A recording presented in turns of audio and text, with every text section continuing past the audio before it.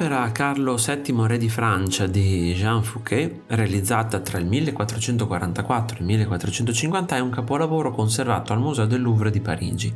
Questo ritratto è emblematico del Rinascimento francese e rappresenta una svolta artistica importante nell'evoluzione del ritratto regale. Il dipinto raffigura Carlo VII, sovrano di Francia, in una posa formale e regale.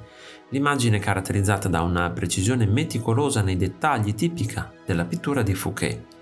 Il re è raffigurato con un'espressione seria e pensierosa, a mezzo busto, tra broccati e tendaggi. Il ritratto, privo di cerniere sulle bande laterali della cornice, era probabilmente un'opera autonoma, piuttosto che parte di un dittico, caratteristica singolare per l'epoca tanto che per le sue dimensioni quanto per il formato quasi quadrato. Il sovrano, nel ritratto, è colto a mezzo busto, di fronte ma con lo sguardo deviato, suggerendo un distacco aristocratico sia fisico che sociale. È rappresentato come se apparisse da una finestra con cornice in trompe-l'œil, contornato da una doppia cortina che allude a un'epifania regale, simile alle epifanie di immagini sacre durante le celebrazioni religiose. La posa del busto, supportata da un cuscino orizzontale, enfatizza la frontalità, inserendolo con precisione nell'area delimitata dal quadro. Sul fronte dell'abbigliamento il re indossa un lussuoso abito di velluto rosso con spalle rinforzate, tipico della moda aristocratica del periodo, e bordato di pelliccia, probabilmente di visone, completato da un cappello ornato d'oro. L'attenzione al dettaglio è evidente nella rappresentazione accurata della fisionomia del sovrano, come si nota dal naso lungo, dalle borse sotto gli occhi, dai solchi intorno alla bocca, dalle labbra piene e dal mento sporgente. L'iscrizione dorata sulla cornice, che ricorda la pittura fiamminga di Jan van Eyck, è considerata da alcuni studiosi un'aggiunta successiva alla realizzazione del dipinto. Questo ritratto, oltre a catturare l'essenza fisica del sovrano, è carico di simbolismi e riferimenti culturali che arricchiscono la sua interpretazione. Fouquet utilizza una palette di colori vivaci e ricchi che conferisce all'opera un'atmosfera solenne e maestosa.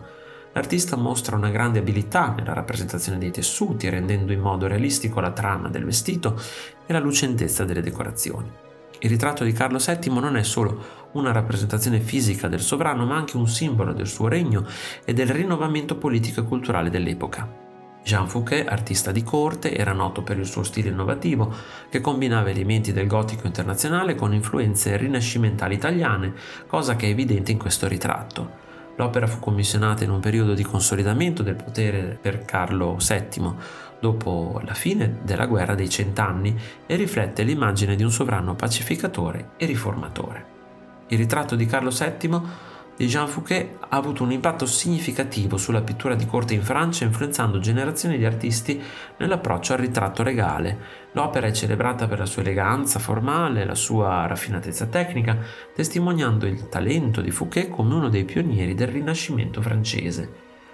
Questa analisi mette in luce non solo l'importanza artistica del dipinto di Jean Fouquet, ma anche il suo ruolo nella rappresentazione del potere e dell'autorità regale in un'epoca di grandi cambiamenti culturali e politici in Francia.